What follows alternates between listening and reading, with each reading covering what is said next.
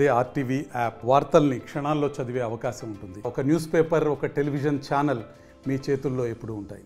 ఏజెన్సీలో హాస్టల్లో ఉన్న పరిస్థితి అగమ్య గోచరంగా మారింది. ఏజెన్సీ ప్రాంతాల్లో ఉన్న హాస్టల్ గోపెర నుంచి మొదలుకొని పంగిడి మాదుర కావచ్చు, అటు రొంపెల్లి కావచ్చు, ఇటు మొవ్వాడు కావచ్చు, బెజ్జూరు, కౌటార్ లాంటి పలు హాస్టల్లో మెను సరిగ్గా ఫాలో కావట్లేదు. ప్రభుత్వం టెండర్ ప్రాసెస్ చేసినా ఇప్పటి వరకు ఊసు లేదు. కాంట్రాక్టర్లు మెను ఫాలో కాకుండా పూర్తి స్థాయిలో నాణ్యమైన భోజనం పెట్టట్లేదు అంటున్నారు. సన్న బియ్యమే అయినప్పటికీ దొడ్డు బియ్యం కంటే అధ్వానంగా మారిన పరిస్థితి కనబడింది. ఏజెన్సీ ప్రాంతాల్లో ఆర్టీవీ గ్రౌండ్ రిపోర్ట్లో సంచలనమైన నిజాలు బయటపడ్డాయి.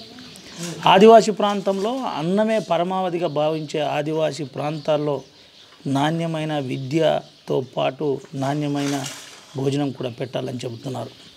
నాణ్యమైన విద్య సంగతి దేవుడెరుగు, కానీ నాణ్యమైన భోజనం మెనూ ఫాలో కావట్లేదు. లెక్క ప్రకారం ఈరోజు పూరి ఇవ్వాలి, పూరితో పాటు మిల్క్ ఇవ్వవలసిన పరిస్థితి. మధ్యాహ్నం 2 కర్రీలతో పాటు అన్నం పెట్టే పరిస్థితి ఉండాలి. అనంతరం సాయంకాలం ఒక కూరతో పాటు పప్పు లేదా పప్పుచారు ఇవ్వాలి. కానీ ఇదేది ఏజెన్సీలో ఇంప్లిమెంట్ కావట్లేదు. ఆర్టీవీ శోధనలో సంచలనమైన విషయాలు బయటకు వచ్చాయి. అధికారులు స్పందించరు. జిల్లా అధికారులు కనీసం పర్యవేక్షణ కరువైపోయింది. నాణ్యమైన విద్య ఇప్పటికైనా అందే విధంగా, నాణ్యమైన భోజనం అందే విధంగా ఇప్పటికైనా జిల్లా అధికారులు చూడాలని ఆర్టీవీ కోరుకుంటుంది. కొమరం భీం ఆసిఫాబాద్ జిల్లా జోడేఘాట్లో ఉన్నాం. ప్రధానంగా కొమరం భీం ఆసిఫాబాద్ జిల్లాలోని ఇది మారుమూల ప్రాంతం అని చెబుతుంటారు. దీనికంటే అటు పంగిడి మాదుర కావచ్చు, రోంపెల్లి కావచ్చు, అటు బెజ్జూరు, కౌటాల ఇంకా ఇంటీరియర్ అని చెప్పుకోవచ్చు. అయితే ఈ హాస్టల్లో సమస్యలు ఇంకా ఇబ్బంది పెడుతున్నాయి. పలుసార్లు ప్రాజెక్ట్ అధికారులు వచ్చినా ఇంతవరకు సమస్య పరిష్కారం కాలేదంటున్నారు. మనతో పాటు ఈ ఆశ్రమ పాఠశాలకు సంబంధించిన కొంతమంది విద్యార్థులు ఉన్నారు. ఒకసారి మాట్లాడిద్దాం. ప్రస్తుత పరిస్థితి ఏంటి, హాస్టల్లో సౌకర్యాలు ఏ విధంగా ఉన్నాయో తెలుసుకుందాం. ఏంద్రా తల్లి, ఏం ప్రాబ్లం ఏముంది చెప్పు. టాయిలెట్, బాత్రూమ్ కావాలి సార్. డార్మెంట్ కావాలి సార్. ఎట్లుంది చదువు, ఎట్లుంది? బాగుంది సార్. బాగా చెప్తుండ్రా? అవును సార్. బుక్స్ అన్నీ వచ్చేసినాయా? యూనిఫామ్లు, బుక్స్ అన్నీ వచ్చేసినాయా? వచ్చేసినాయి సార్. ఏంది ఇప్పుడు బాత్రూమ్లు లేక ఇబ్బంది అవుతుంది? అవును సార్. ఇప్పుడు ఏంటి ఆ బిల్డింగ్ అంతా కూడా వర్షం పడితే కారుతుందట కదా, నిజమేనా? అవును సార్. ఆ బిల్డింగ్ ఒకటి ఏర్పాటు చేయాలి. అవును సార్. ఎప్పుడన్నా పిఓ మేడం వచ్చిందా ఇక్కడికి, వచ్చి చూసిందా? వచ్చింది సార్. మాట్లాడిందా? వచ్చింది సార్. ఇప్పుడు వెంటనే మీకు బాత్రూమ్లు తర్వాత వీటికి సంబంధించినవి కావాలి. అవును సార్. భయపడక, ఏం కాదు. Okay sir. Okay sir. ఏం చదువుతున్నావు నువ్వు? ఇంగ్లీష్. ఏ ఊరు? డోర్లీ. డోర్లే. ఓకే. ఏం పేరు నీది? పద్మ. ఏం ప్రాబ్లం ఏముంది ఇక్కడ? డార్మెంట్ కావాలి, టాయిలెట్, బాత్రూమ్ కావాలి, బిల్డింగ్. ఆ వర్షంతో అంత బిల్డింగ్ అంతా కారుతుందా? అవును సార్. ఎందుకు మరి సార్లు ఎందుకు లేరు ఇవాళ? చెప్పిపోతారు సార్. ఎంతమంది ఉన్నారు సార్లు ఇక్కడ? 12. బాత్రూమ్ కావాలి సార్, డార్మెంట్.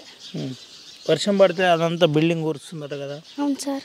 ఏంటి నువ్వు అంటే ఇప్పుడు ఏ క్లాస్లో తల్లి? 7th క్లాసా? ఏ క్లాస్ వరకు ఉంది ఇక్కడ? 8th వరకు ఉందా? టీచర్లు రెగ్యులర్గా వస్తుండ్రా? వస్తుంటారు సార్. ఎంతమంది టీచర్లు ఉన్నారు? అందరూ 12. ఇక్కడ ఎవరు ఉండరా రాత్రి అయితే? Madam sir. ఇటు మేడము, అటు రవి సార్, ఇద్దరే సార్లా? ఇంకా సార్లు చాలామంది ఉన్నారు కదా? ఉన్నారు సార్. ఏంటి అంటే పాఠాలు ఎట్లా చెప్తున్నారు? ఏంది పరిస్థితి? బాగానే చెప్తున్నారు సార్. బాగా చెప్తుందా? మరి ఏంటి భోజనం ఎట్లా పెడుతున్నారు మీకు? మార్నింగ్ ఏం పెడుతున్నారు, ఈవినింగ్ ఏం పెడుతున్నారు? పొద్దున ఏం పెడతారు? కిచిడి, పులుసు. తర్వాత మధ్యాహ్నం అన్నం, పప్పు, సోరకాయ. ఈరోజు ఎందుకు పెట్టలేదు మరి? పెట్టండి సార్. ఏం పెట్టిండ్రు? పుట్టి పప్పే పెట్టిందా? కసాడింస్కాయలు. ఏం పేర్రా? సార్జా. ఉం? సార్జా. ఏం చదువుతున్నావు నువ్వు? 6th. 6th క్లాసా? సార్లు రోజు వస్తుండ్రా? సార్. ఏం పేర్రా బాయ్ నీది? లక్ష్మి. ఏం చదువుతున్నావు? ఏడ ప్రాబ్లం ఏముంది? ఈడ బాత్రూమ్లు సరిగ్గా లేవట, నిజమేనా? సార్. ఇది పరిస్థితి. వాస్తవంగా ఆశ్రమ పాఠశాలలోని పరిస్థితి ఈ విధంగా ఉంది. ఎటు చూసిన సమస్యల వలయంలో ఆశ్రమ పాఠశాలలు ఇంకా ఉన్నాయి.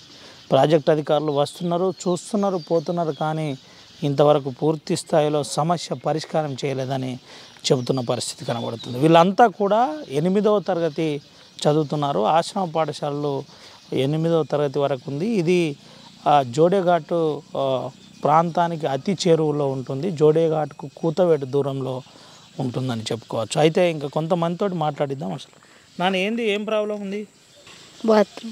బాత్రూమ్లు ఇంకా వేడి నీళ్ళు వస్తున్నాయా? వస్తున్నాయా? మినరల్ వాటర్ తాగుతున్నారు రోజు?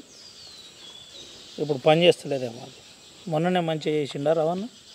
చేసిందా? ఏమేం ప్రాబ్లం ఉంది? డార్మెంటరీ ఒకటి, హాస్టల్ మన బాత్రూమ్స్ అన్ని చెప్పిర్రా ఎప్పుడన్నా సార్లకు ఇట్లా ఇబ్బంది ఉందని? చెప్పిందా? మరి ఏమంటున్నావు సార్లు? చెప్పున్నాను, నువ్వు చెప్పు. బాత్రూమ్ కావాలి సార్, టాయిలెట్ బాత్రూమ్ కావాలి సార్, డ్రామెంట్ కావాలి సార్, రూమ్ సార్. అదంతా వర్షం పడితే కారుతుంది కదా? అవును సార్. ఏం సందరు? ఏం పేరు నాని? కుమరం భీమ్. కొమరం భీమ్ పేరు బాగుంది. కొమరం భీమ్ లెక్కన అవుతావా? అవును సార్. ఓకే. ఏం చదువుతున్నావు? 6th. ఏమవుతావు చదువుకొని? సార్. సార్ అవుతావా? రైట్. ఏం ప్రాబ్లం ఉంది? బాత్రూమ్.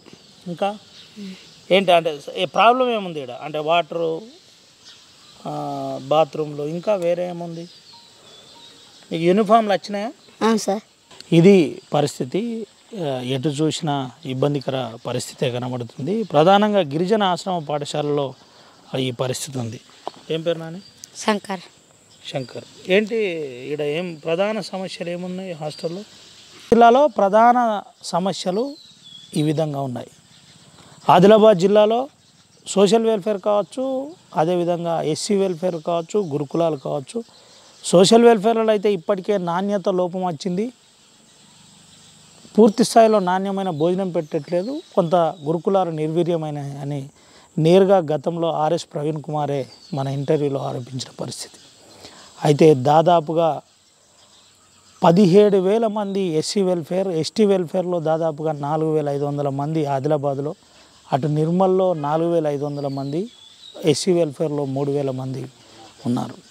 ఇటు కొమరం భీమ్ ఆసిఫాబాద్లో చూసినట్టు కనుక అయితే 4,500 పైచిలకు విద్యార్థులు ఎస్సీ వెల్ఫేర్లో ఉన్నారు. అటు ఎస్టీ వెల్ఫేర్లో దాదాపుగా 8,500 మంది పైచిలకు విద్యార్థులు చదువుతున్న పరిస్థితి కనబడుతుంది.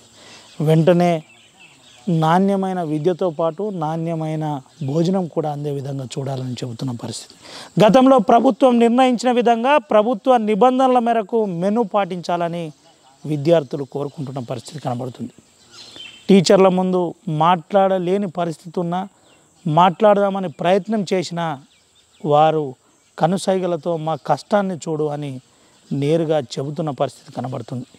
ఇకనైనా ప్రభుత్వం వెంటనే స్పందించి గిరిజన ఆశ్రమ పాఠశాలలతో పాటు ఎస్సీ వెల్ఫేర్ పాఠశాలలు కావచ్చు, ప్రధానంగా గురుకులాలపైన కూడా ప్రత్యేక దృష్టి సాధించి నాణ్యమైన విద్య అందించి పూర్తి స్థాయిలో వీళ్ళని ప్రయోజకులుగా మార్చాలని ఆర్టీవీ కోరుకుంటుంది. కేవలం సుమతో రవినాయక్, ఆర్టీవీ, ఆదిలాబాద్ నుండి. మరిన్ని వీడియోస్ కోసం ఛానల్ ని సబ్స్క్రైబ్ చేయండి. లేటెస్ట్ అప్డేట్స్ కోసం వాట్సాప్ ఛానల్ ని ఫాలో చేయండి. అండ్ లింక్ డిస్క్రిప్షన్ లో ఉంది.